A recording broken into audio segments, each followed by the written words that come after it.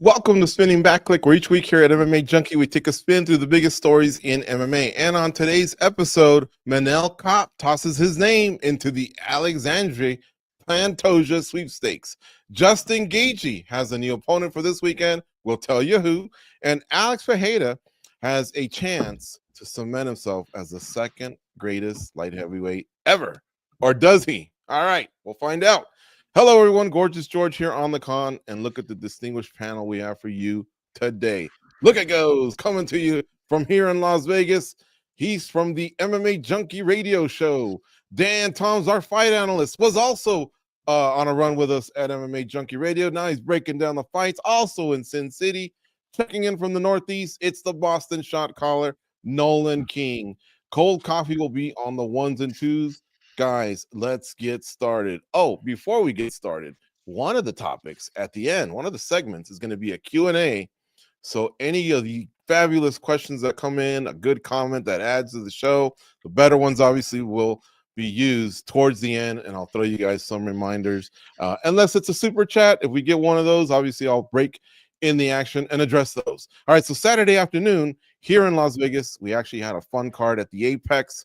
The fighters came through. In the main event, Manel Kape sent Almabayev packing with a third-round stoppage. I want to know, what does this mean for Starboy, who has risen towards the top of the UFC's shallow flyweight division? Dan, Tom, kick things off, man. What was your reaction? I was impressed with just Kape in general, George. You know, he really showed improvements in this fight. He had a good showing in his last fight.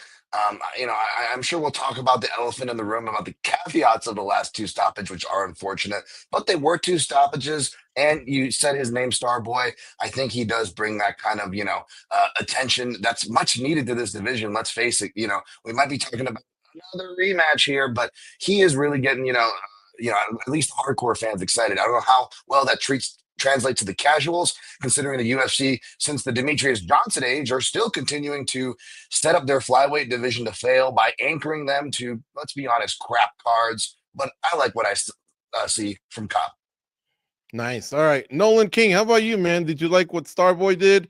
Minus, I guess, some of these fouls that we will get to. What did you think? Did it warrant maybe him leaping ahead of Kai France too? Was it that good, or maybe not?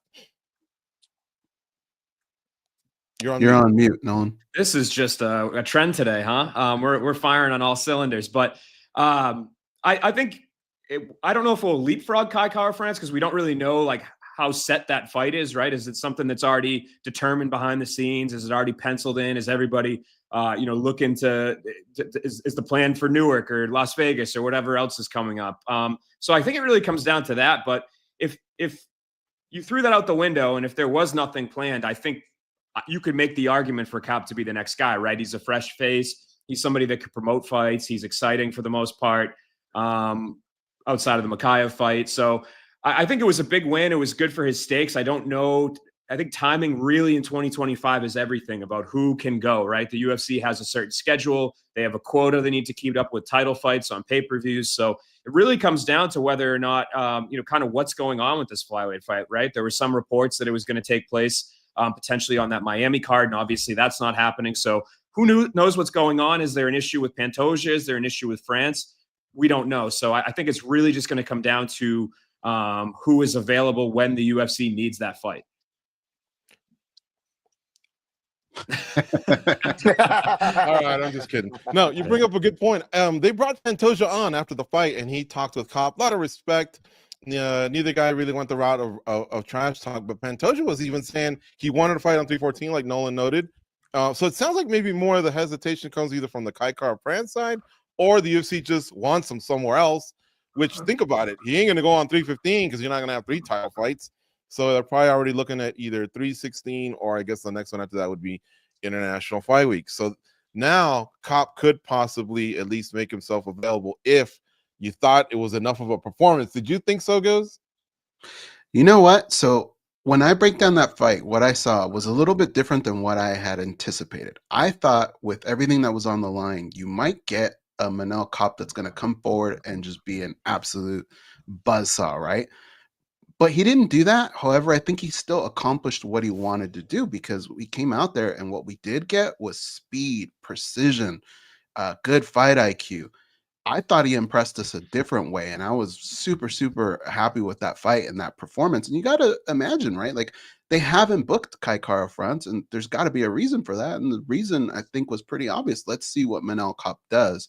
And I think what he did was good enough to probably bypass Kai Kara France. And honestly, if you're asking me who I'm more excited to see, I would be more excited to see Manel Kape in this fight. He's just shown us that he's grown as a fighter, and things are just a little bit different in his repertoire and his game.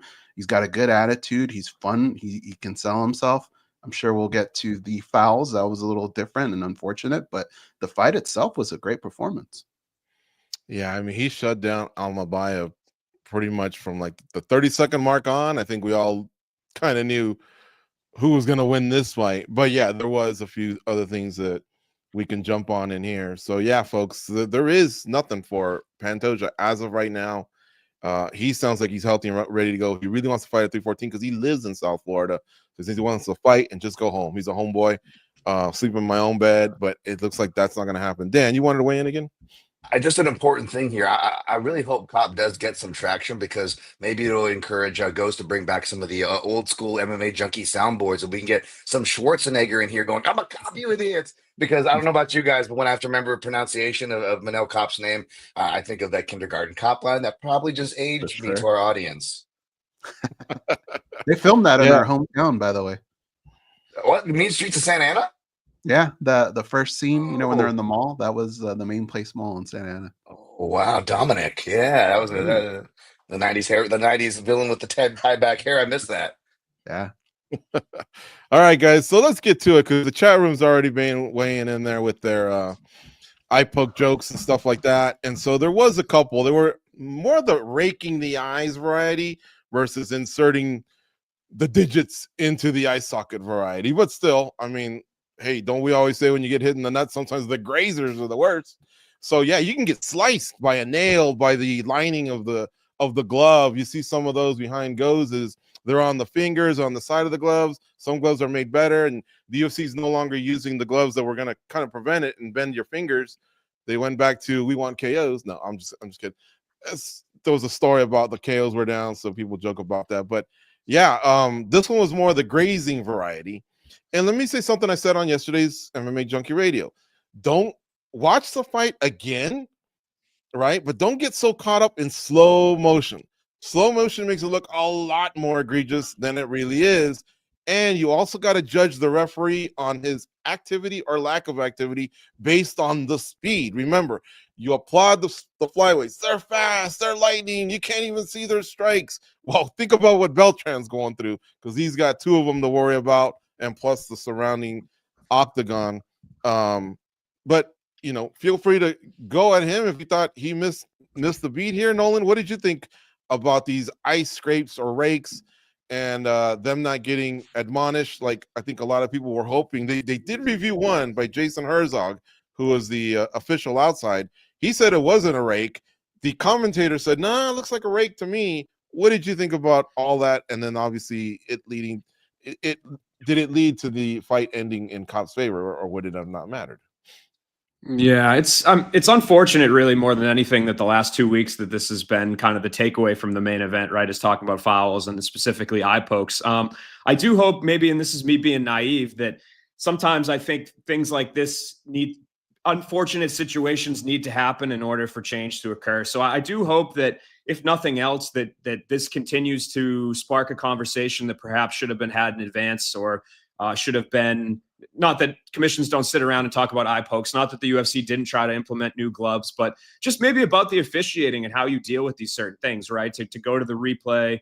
And, you know, there is a human element to it. There is subjectiveness. I think we see it in football and other sports, right? Was he out? Was he in? Everybody sits around on the couch and argues about it.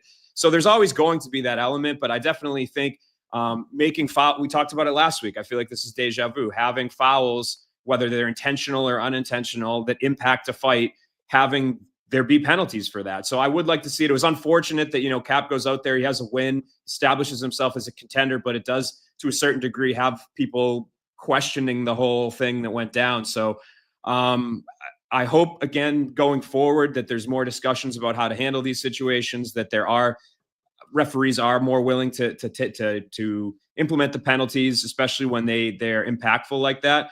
And I'm not even mad either if commissions start looking backwards, right? I mean, how often do we see fights go overturned for fouls? Not very often. So I'm not saying necessarily that should be the case here, but I think the officiating of these sort of sequences is really ultimately what I hope comes out of these two unfortunate kind of scenarios in the last two main events.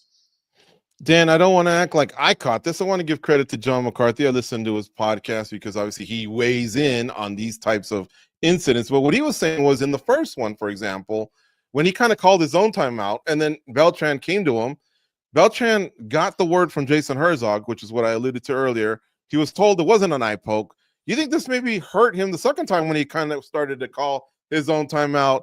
Maybe Beltran's already saying, well, this guy don't know the rules because he's calling his own timeouts. Because at the end of the day, if he didn't catch it, you got to fight till the end. And Starboy was ready to pounce on someone.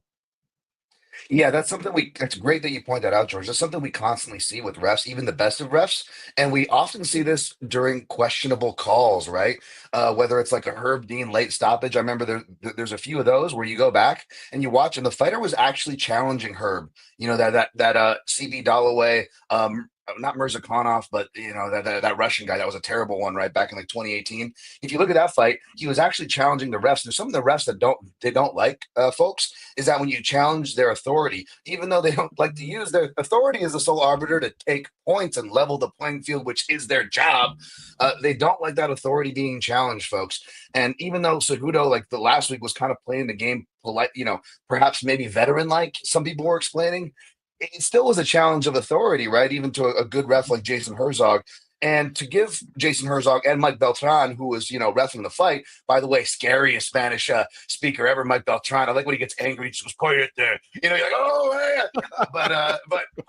But in their defense, you know, you don't know is it the UFC production that's supplying the replay official? You know what I'm saying? Because how many times in the replay do they queue up the wrong thing and Rogan's like, no, not that. Give me the other thing, right? How many times does that happen? And that's at the end of the fight where they're like ready to do it. Imagine when they're not ready to do it, impromptu for a referee call official. And I bring that up because the second one, you know, to George's point again, hey, it's a tough job. I missed it. I probably would have missed it live too, folks. But the dangerous thing is Cop does a rake, a poke, and then he does the 2-3 with actual fists right after each other. So that makes it harder to catch in live time. And I bet it also kind of, you know, maybe messed up the replay. Maybe the replay only pulls up the last two punches that hit and they go, oh, those were legal punches. And Herzog signals to Beltran that it was legal and it goes on, you know? So it seems like they did attempt to use replay, which was nice. You like to see them using their tools, but to George's points, I do think both those things were kind of live factors here. All right. Goes, what I want to know from you is, let's say Cop does get the next title shot. Does he have a shot? Pantoja's pretty well-rounded, but we've been lauding Cop and all of his tools in his tool bag, right? The speed and the power. What are your thoughts? My thoughts are, you don't tell me what to talk about. I want to weigh in on this alleged cheating thing as well, George. I'll make it quick though, because I know we got a schedule here. The problem that I had with all this was the word cheating. Okay, cheating insinuates that this was his plan to do this. These are high-level fighters. You're not going to go in there with the plan of I'm going to try and rake someone's eyes. Like, that's just not going to work. It was unfortunate. I thought Nolan used the perfect word. It was unfortunate the way it worked. But I want you to put yourselves in the referee's shoes. Okay, when a fighter like Almabayev was running, your first reaction is probably to get the hell out of the way and create the spacing so that Cop can chase him essentially and find him. So I could see how he didn't see maybe the last one, right? It sucks that it happened a couple times, but I don't think it was cheating. I don't think it was something that was planned out. It was just unfortunate the way it happened, the way it was handled. You can't say that it didn't affect them. I mean, do that to yourself. Just slap yourself in the eye and see what that does and then try and fight. It is difficult. Chances were he probably wasn't going to win the fight. All right. That's what I wanted to say about that. What was your other question, George? Sorry. Can he beat Pantoja if they give it to him? I think he's got a chance. I think Pantoja, man, is very, very underrated. I know Dan Tom has been championing this for a very long time. This guy's got some skills, dude. He's really, really solid. And the thing is, he keeps getting better. Now, the thing with Manel Kape is he also is showing improvement from fight to fight. So I just feel like his style would make it more of an interesting fight, and that's what we're trying to do, right? When you hear a flyweight title is on the line, you kind of roll your eyes a little bit. It's just maybe that division's not up to par with some of the other ones. Manel Kape would make you kind of go, okay, this is going to be fun. This is going to be interesting. I think he's got a shot. Yeah, why not? Man, that power is something else. Nolan, do you think the flyweight division needs Kape as a champion? Like, would that freshen things up? Because remember, the champ has lapped a few of these cats. In fact, Kape would be getting his second chance as well. Not in a title bout, but still, they have fought. Marino, if you throw in the exhibition, that's 3 times. So would this freshen things up? And what do you think? Do you think the UFC would like something like this? I'm assuming the UFC would like something like this. I mean, you got to think Kape has probably is pretty popular too in the Asian markets because of his previous experience fighting over there. He's good on the mic. So I'm sure the UFC doesn't hate having somebody that can sell a fight like that. But I think flyweight's in a weird spot right now where it's a very strong division, but having a dominant champion, right? You end up having these matchups arise, like Brandon Moreno is sitting there, Royval's sitting there. Well, we've already seen those. So that's the good and bad with having a dominant champion. On one hand, you have a guy that's really established. I think there's the element of like people tuning in to see if somebody can beat Pantoja, but then you also have these rematches that pop up when you have really kind of the same contenders at the top. I will say flyweight, I think in general is one of the strongest divisions right now. Like even at the grassroots level, at the regional level, at like the guys that are coming into the UFC, there's a lot of really talented fighters. Right now, a lot of those guys that got really close to being right there have lost. Josh Van has lost, Tyra's lost, Albazi's lost, Almabayev's lost. So I think that there needs to be, let the division figure itself out more. But I think the cavalry's coming. I think there's more guys coming up the charts here that are going to make this division really different, say, in a year or 2 from now. So I think we're in a weird lull right now where you might get a rematch. You might get a fight like the Kai Kara-France one. But I do think this division ultimately, like a year from now, we'll be back here talking about how there's all these fighters that are right there. I do want to say something about that, guys. And when you think about all of the headaches that have been going on in the UFC, everything that Dana's had to deal with in the last couple of weeks, how bad was Mohamed Mokaev of a headache that he's not willing to give that dude another chance? Because that's kind of what that division needs, right? Another player. He would fit in perfect. Undefeated. He speaks English.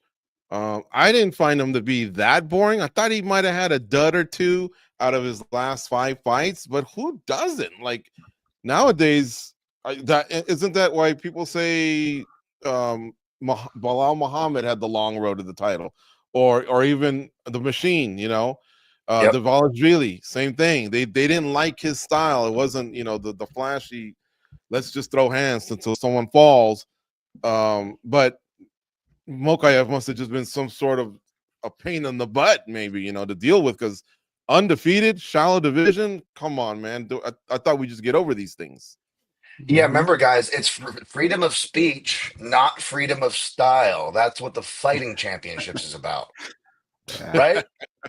Yeah. Checking my notes here. Jesus, All right. sorry. I like that.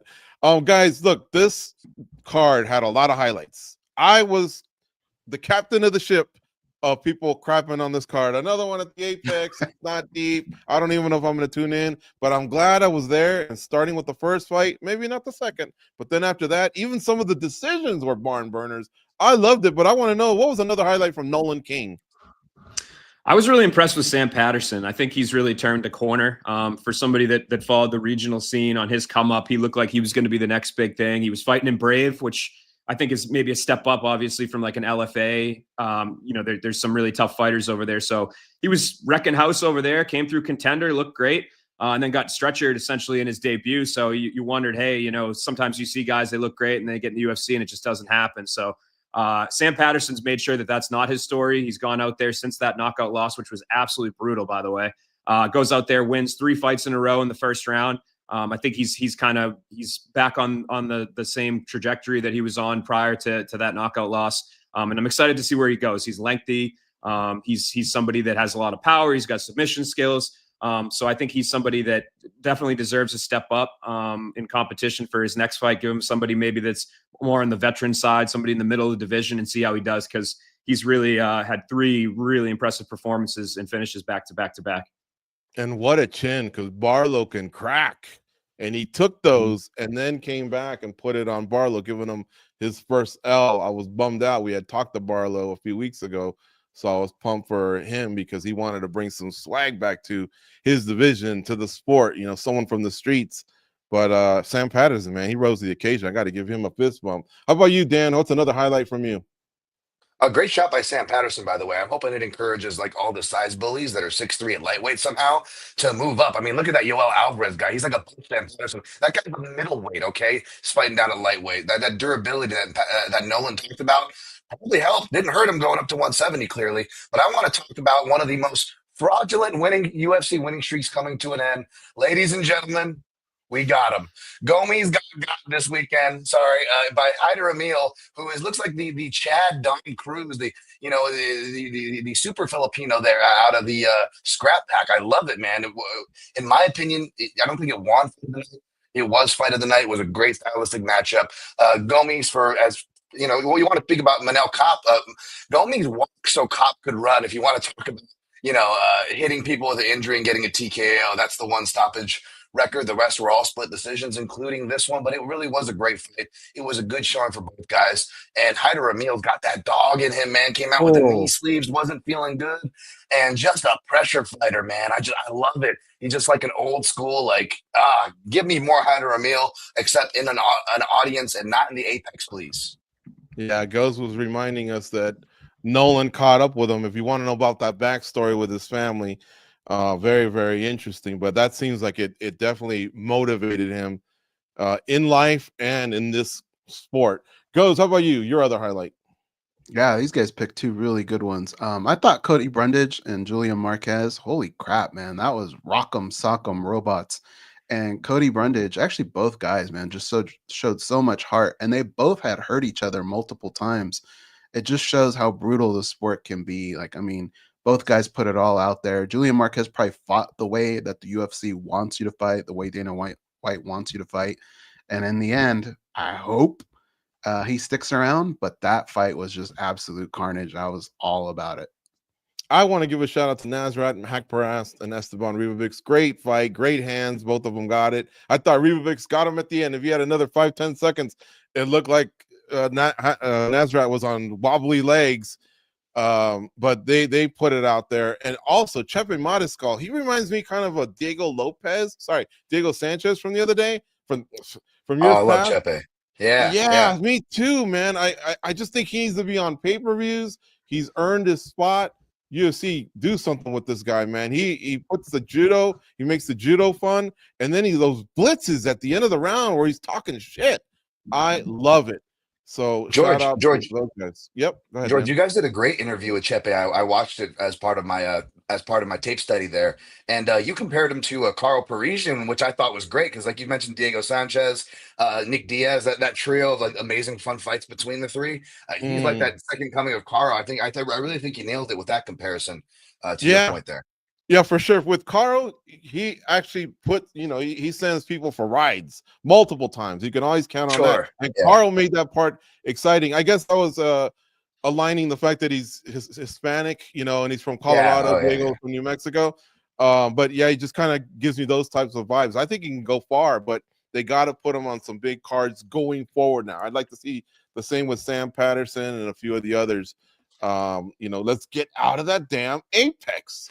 And George, not to cut you off, I was just looking. He at one point in time, Chepe was 10-6, his record. Now he's 18-6. But talk about a record that aged well. He fought on the regional scene. His 6 losses were Gregor Gillespie, Bryce Mitchell, Joe Anderson Brito, Steve Garcia, Sean Soriano, and then a gentleman named Frank Buenafuente, who might be the black sheep of that group. But like, talk about taking tough fights on the regional scene. I think we're starting to see that pay off for some of these guys because he was 10-6, but look at him now, For sure. He's turned a corner and he looks like he's fearless and he also has a chin. I was talking about Patterson's chin. Chepe's got a chin on him too, because it's not like Ramos was a tomato can out there. It looked like it with 30-27 and all the praise we're heaping on Mariscal. But Ramos, he was running into a freight train and he had no answers. All right, guys, let's talk about some of the recent fight bookings from last week. Now, there's going to be one that stands out as far as like, hey, why didn't they mention that one? Don't worry about it. We'll get to it in segment 3. And also, don't forget that in segment 4, we're going to do a Q&A. Somehow that didn't get to Joseph Boza's ears, because for the 3rd time he's asked me if we're going to address Tom Aspinall. Yes, copy paste. We'll get to it, Joseph. We did see the video. We have some thoughts on it. That will be at the end. But how about this? Jose Aldo against Ayman Zahabi, like Dan Tom used to like to say on his podcast. Hey, man. They're going to Montreal. And Zahabi, man, he's cool. I like him. I think everyone just looked at it as the quiet brother that decided to give it a shot, but he's out there and he's winning fights. But should he be fighting a Jose Aldo? You know, I get it. He's from Montreal. Maybe Jose, of course, Jose had to have agreed to it. But is this how we do our legends? Isn't there something to what Dustin Poirier said the other day? Legends only for the closing chapters of his career. I feel like Jose Aldo's been played a certain way. What say you, Goes? Yeah, it's kind of weird, right? Like what they want to do with Jose Aldo, because they've tried this before, right? Remember the Jonathan Martinez fight? That didn't go their way. So it depends. Like if you're going to use Jose Aldo to put over younger talent, it might not always go your way, because even a slower Jose Aldo at this age is still pretty tough out. The fight itself, look, when you get past all the politics, I think it'll be fun. I think it'll be a good fight. But we still don't. I'm still on the fence a little bit with Zahabi. I think he's a good fighter. I just want to see if he can maybe break that barrier and become something great. Yeah. I think you meant Batista. That one didn't go his way. Martinez, he did beat in Rio de Janeiro. Yeah. Dan, Tom, how about you, man? Are you excited about these matches? These matches are supposed to excite us, especially when it involves an Aldo and a Poirier and whoever else. I know I'm the curmudgeon and gets crap. It's like, oh, I complain about the matchmaking, but this is exactly what I'm talking about. Miss me with the I'm trying to build up contender stuff. Didn't we try to do that with Frankie Edgar and Chris Gutierrez, which didn't make much sense? And what did they do with Chris Gutierrez? They buried him back on the prelims because they do that to bantamweight, they do that to flyweight, despite what Nolan said, and I back him about flyweight being awesome. It's undeniable that bantamweight is one of the most banging and best divisions in the sport, much less the UFC. Yet they're consistently disrespected, and even not even just the legends and building names. Let's just talk about this last card. Charles Johnson, he was one of the flyweight contenders of Nolan mentioning of people on winning streaks in that division, and they've all kind of taken losses. And the worst part about that is if a tree falls in the forest and no one's around, if a flyweight fight is booked to open the prelims and no one's watching, guys, did it really exist? Did Charles Johnson's winning streak exist? Did it get extinguished? Who knows? Who cares? Because the UFC are burying these fights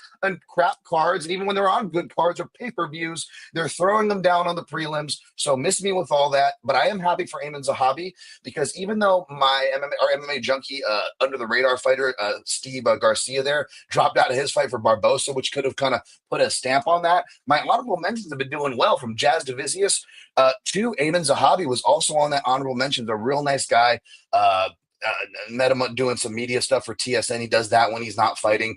I could not root for Ayman any harder, guys. But again, let's not pretend like Ayman hasn't been around forever, only been fighting once a year. Now, all of a sudden, the UFC wants to get behind. Is that the case? Or are they just in Canada with another card to fill, and they're just throwing darts at the wall because there's no more middleweights to rematch? There's my rant. I got to address one in the chat. This is a comment more, but I guess there is a question in there. Joseph Boza strikes again. He says, if I remember right, Jose fought Mark Hominick at UFC 129 and no one complained. I can just stop right there. He was the #1 contender. I remember he had a win streak going in. That's why no one complained. I mean, you're going to go back 12, 15 years. I've been around, baby. Why would someone complain about that? And now he goes on, but it doesn't matter. But yeah, no one complained because Hominick had earned that shot. The original machine. Yeah. Who do you like in this fight, Nolan King? Are you taking Zahabi? You taking Aldo just upon your first instinct, your reaction? Yeah, I'm going to lean with Aldo. I think Zahabi has slowly climbed. Obviously, like Dan said, he fights kind of once a year, but he's found some consistency recently. It's nice to see him get in there. Granted, he is 37 years old, but he's not that old in fight years. So I think he's still got, he's kind of in his prime, right?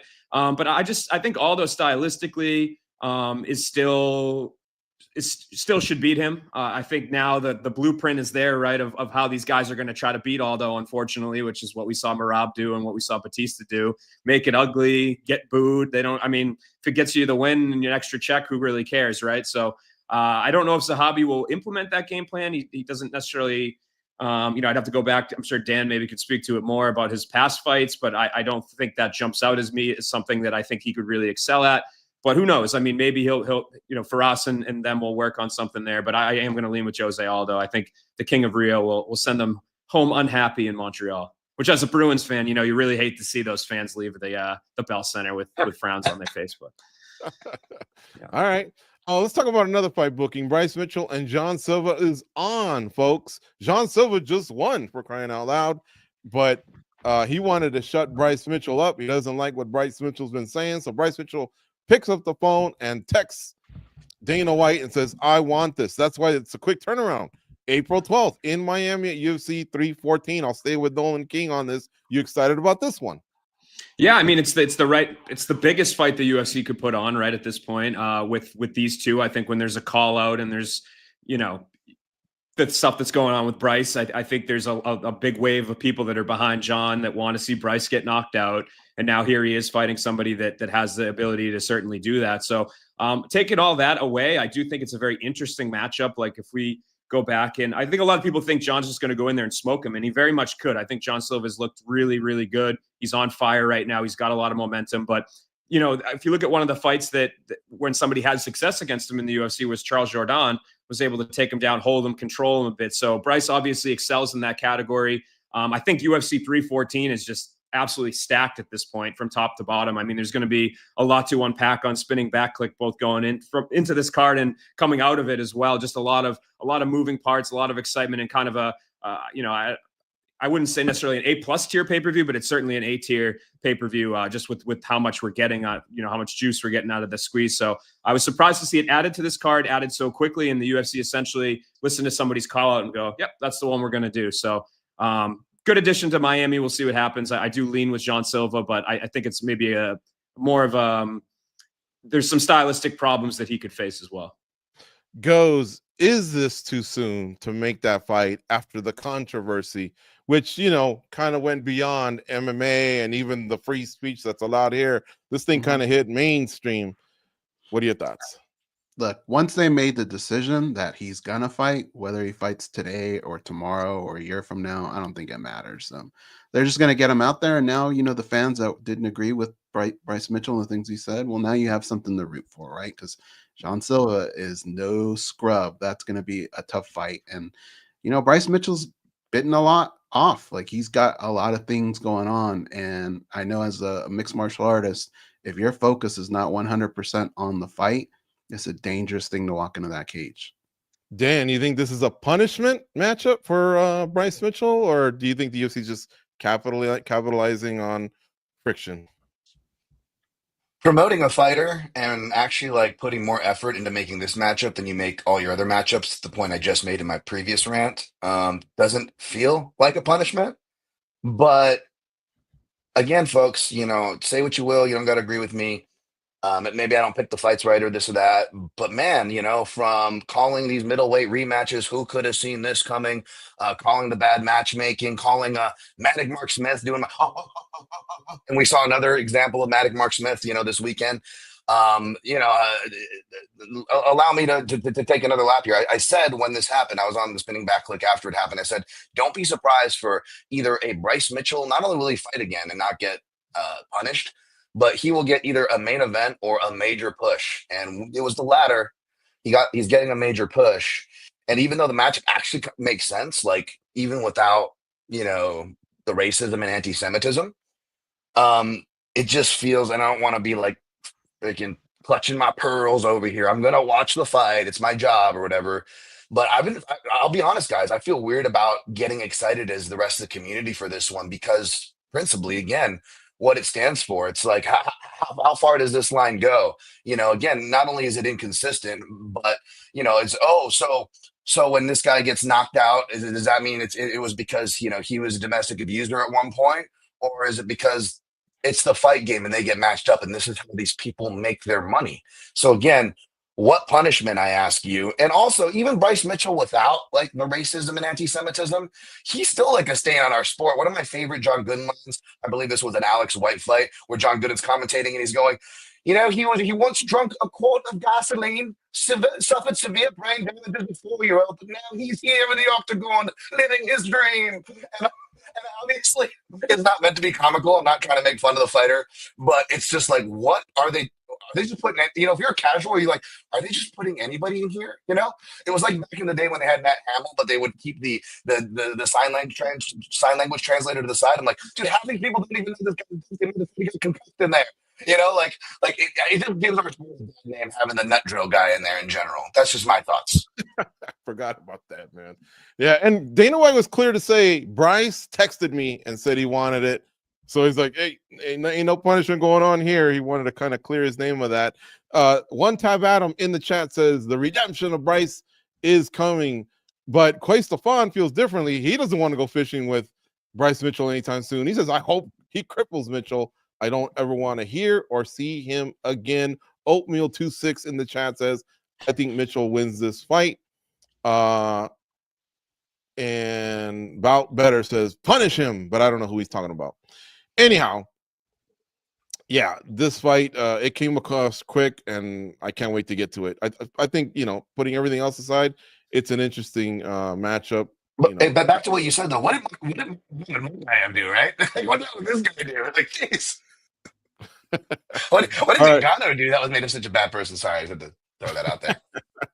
Vera and Bautista, Marlon Vera and Bautista, they're going to fight in Des Moines, Iowa on May 3rd. There you go. There's the matchup. We mentioned Bautista earlier. He had that lackadaisical win, at least in the eyes of many media and, the rest of the world. So over Jose Aldo. Now he gets Marlon Vera, who's obviously seen better days. Let's talk about that one. Excitement level for that one goes. I think it's a solid fight. I think Marlon Vera, though, has got to figure things out. He can't go out and have one of those performances again. And Mario Bautista, it wasn't his best, but I think we still haven't seen his best. I think that guy's still getting better. He's a tough out, man, and he's a smart fighter. So I'm excited for the fight, but Marlon Vera really, really has to deliver something different here for us to ever consider him being in the upper echelon of this division. Is it kind of a do or die for Vera, Nolan King? I wouldn't say do or die. He's got enough of a pull. He's still kind of a contender, but I think in terms of people's belief in him, like we need to see something here, right? It's the last couple of outings have not necessarily. He hasn't really shown us a lot. I don't think people expect him to go on and fight for the belt again. So he needs a little resurgence here. Well, against a guy like Mario Bautista, can he find it? I'm not sure. The fact that this fight's 3 rounds adds a whole nother element into it, but nice little fight night shaping up in Des Moines. I think when this was announced, we were kind of saying, we don't know what kind of fights they're going to put there, right? As a market they haven't been to forever, kind of a smaller town show. But Sandhagen, Figueiredo, this fight, Montel Jackson, Daniel Marcos, Bo Nickel's been tweeting about May 3rd, so it sounds like he's going to be on there as well. I think there's some intriguing matches, particularly for 135. In the old days, it would have been Monty Cox. Who do you got?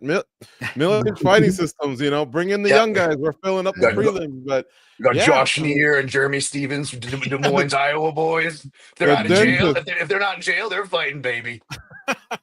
The dentist, yeah. That controversy with Stevens, I remember that one too. He wasn't too happy with Junkies coverage. Listen, where does the win put Bautista, Tom? All the win should have been a lot bigger for him, but it's almost like he took a step back. What if he gets past Vera?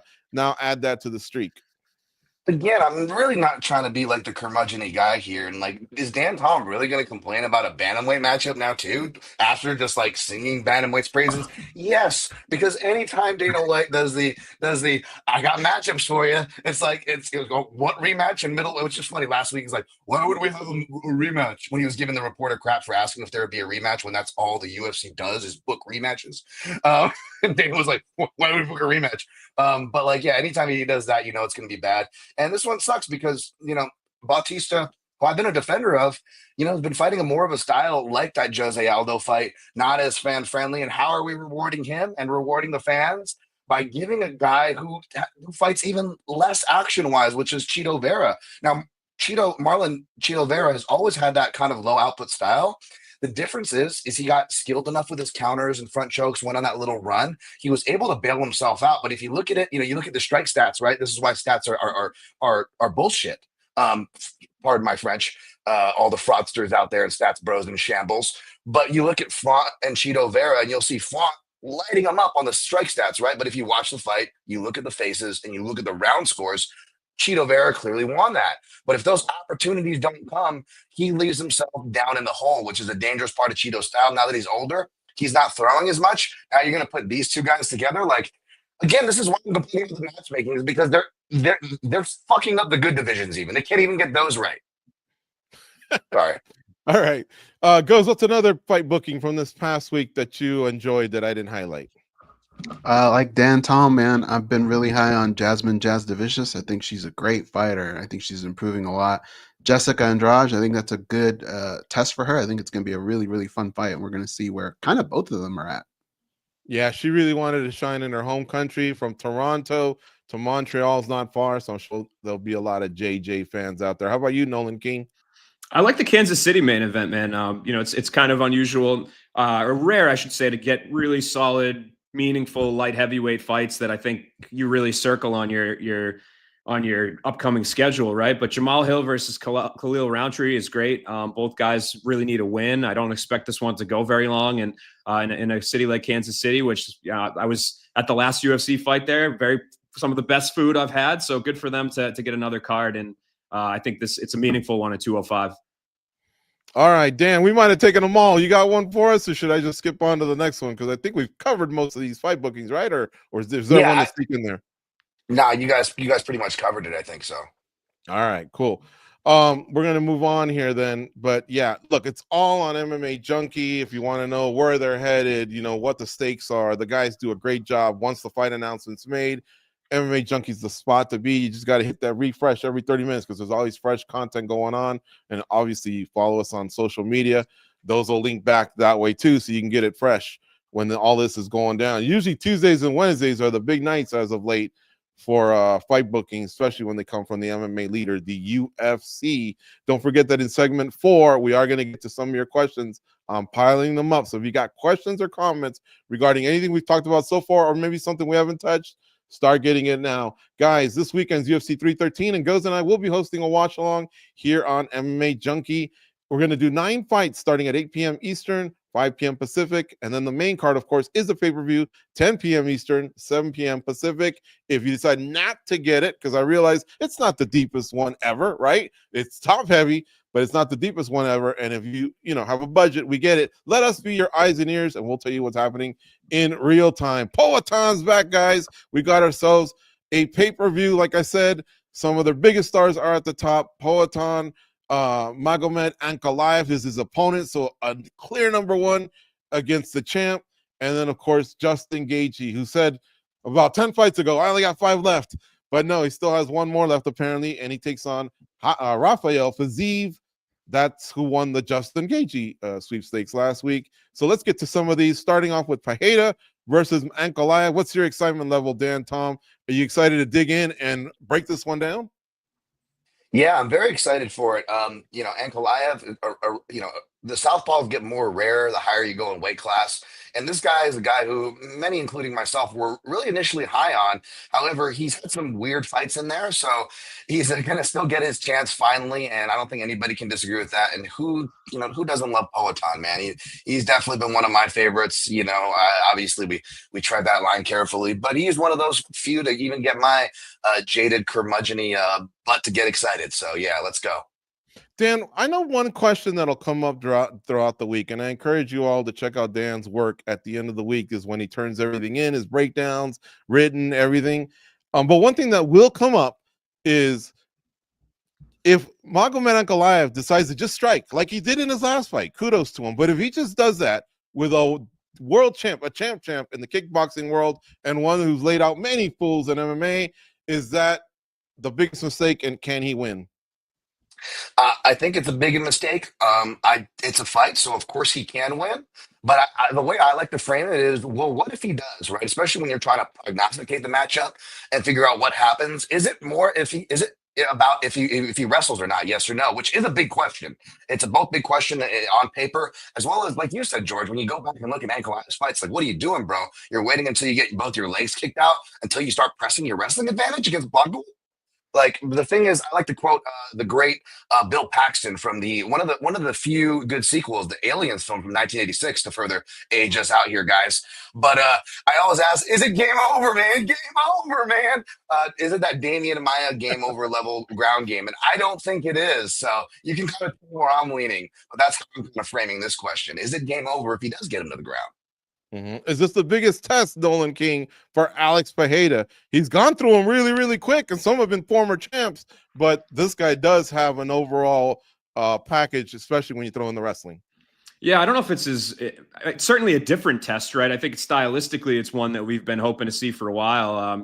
Alex has largely fought strikers so far in the UFC, but to Dan's point, Ankalaev at times has shown glimpses of his takedowns. I think like in the Krylov fight, he had a handful, but we haven't seen him maybe use it as much as we would expect. I think here, though, he's a guy that has the ability to very much implement a very effective takedown game should he choose. So I'm interested to see what happens if he does choose. And I think that's what the intrigue of this fight is. On one hand, Ankalaev's had weird fights. He's not maybe the barn burner sort of guy, but on the other hand, he does present Alex Pereira a puzzle, if executed properly, that I don't think he's seen yet. And it's a big question mark. So I think this fight is extremely intriguing. I'm glad the UFC gave it to Ankalaev. I think he got unfairly passed over mid last year. So it's good to see him have this now and this opportunity to see if he can crack the code. And let's not forget, folks, right now at this point in time, the Muslims are observing Ramadan. So this might not be a typical training camp for Ankalaev. It doesn't mean that he can't eat or drink at all. He just can't do it from sun up to sundown. What if Pereira wins? Where's this put him? We know that John Jones is at the top, and he may never get displaced, right? Especially when it comes to just isolating 205. But then you had the greats like Chuck Liddell and Tito Ortiz. Ortiz had 5 title defenses. Liddell had 4. Liddell famously went 2-0 versus Tito Ortiz. So he's actually maybe regarded as the second best. Poaton's on 3. If he gets to 4, he enters this conversation. Does he actually surpass them, or where would you line him up? Nah, it's tough, man. When you think about that time period, often I think I've used the 4 kings, right? You had Randy Couture, Tito Ortiz, Chuck Liddell, Vitor Belfort. You could even throw Rampage in there for a while. What do all those guys have in common, man? They're all probably at some point going to be in the Hall of Fame, right? Like, these are Hall of Fame fighters. You look at what they've been through.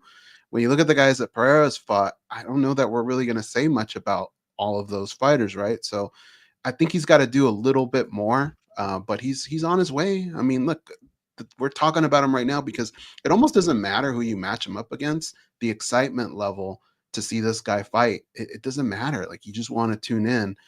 But the guys that he's had to go through maybe isn't on the same line as some of those other guys, what they had to battle through.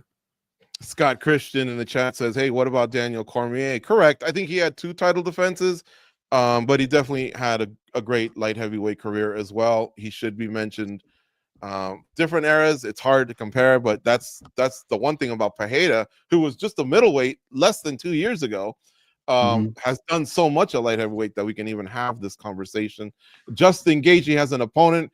It's Rafael Fiziev. All right, man. Excitement level here, Dan Tom. You pumped for this one? You broke it down once. You got to see it. Are you pumped to get your hands on the info for this one as well? Are you asking me if I'm excited for a rematch? Who could have called this? Sorry. Let's play Drink the Beer. What do you win? Another beer. That's what I feel like we're doing every time.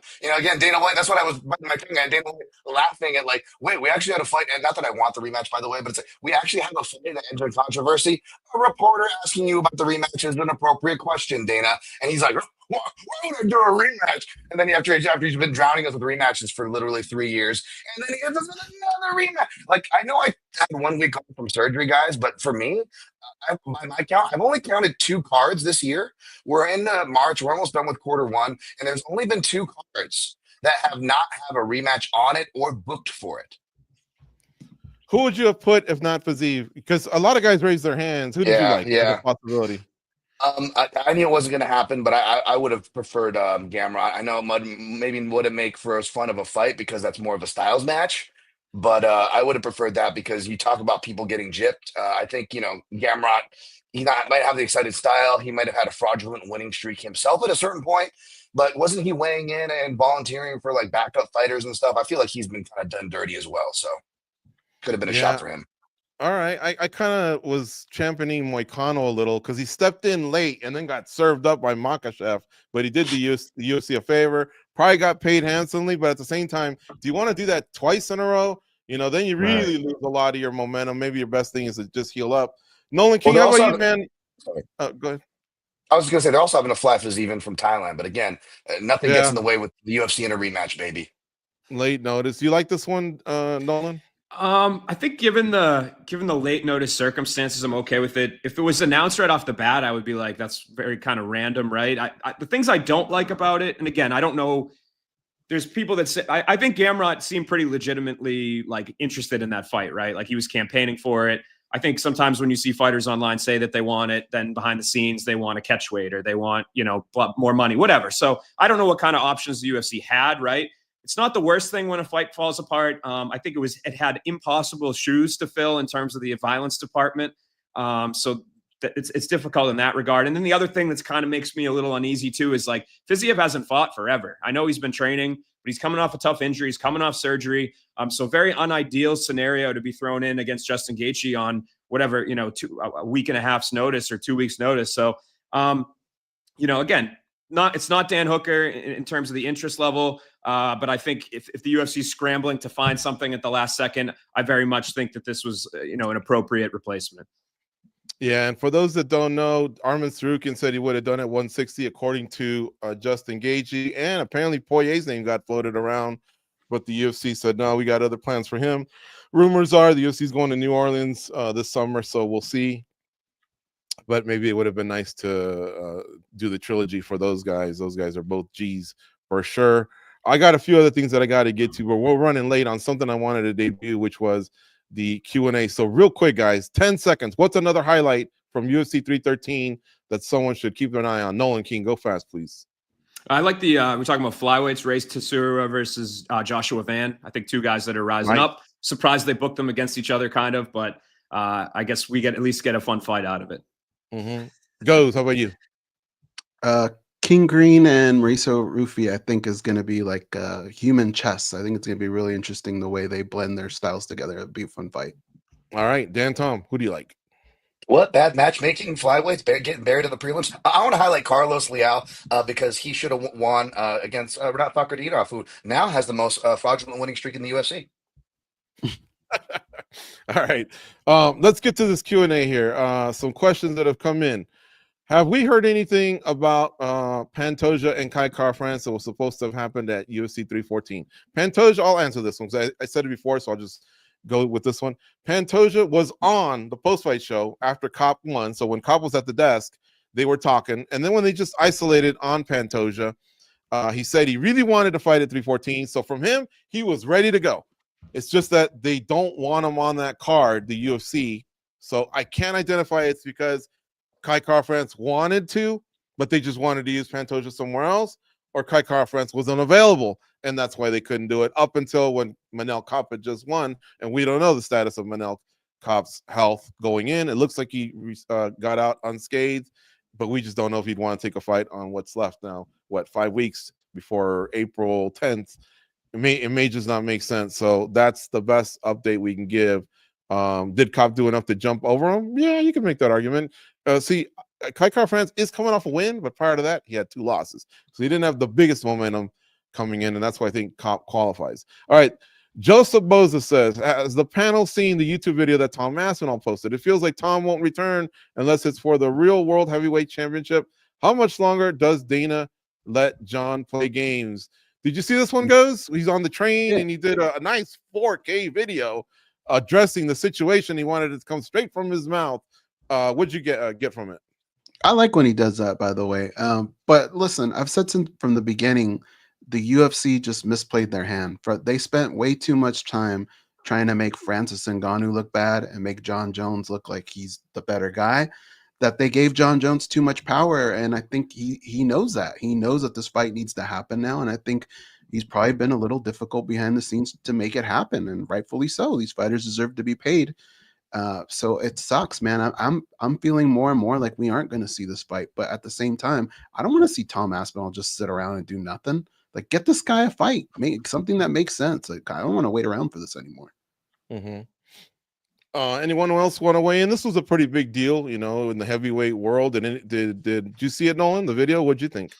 Yeah, I mean, I still am not willing to. I'm not ready to jump one way or the other yet. Like, you know, John fought in November, so here we are, March. I mean, if we're getting towards the summer and there's nothing on the books, maybe I'll get a little concerned, get a little, have some thoughts about what the UFC should do or pivot. But I'm still waiting, kind of, to see how things play out. But I think that's such a mega fight that. I'm hoping it happens. So I'm going to be willing to give the UFC a little bit more time to figure it out.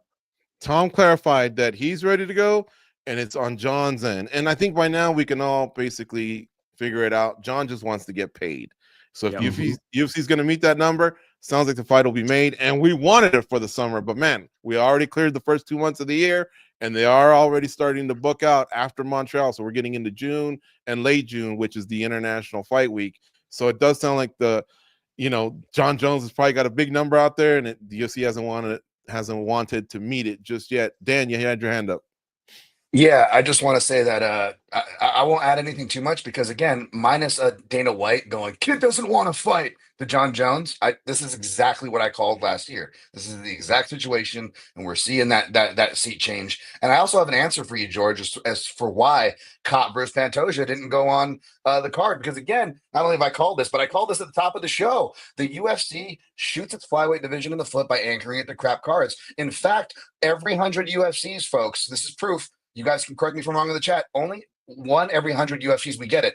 UFC 197 when they finally put DJ on a Jones card and he trashes Henry Cejudo. So what were you doing? Why couldn't we have done this before? You know, why are we setting up DJ to fail out there? And then we have to wait all the way 100 UFCs later to UFC 290 when Pantoja and Brandon Royval put on the fight of the year under what was the card of the year. And shame on everybody. I don't know what we voted as an outlet. That wasn't even a question for what was fight of the year and what was card of the year. That was UFC 290. That was largely due to Pantoja. Put some respect on that name. But this is what happened, folks. It's going to be another 100 UFCs until they finally actually put a good flyweight fight in a good position. So keep waiting, folks.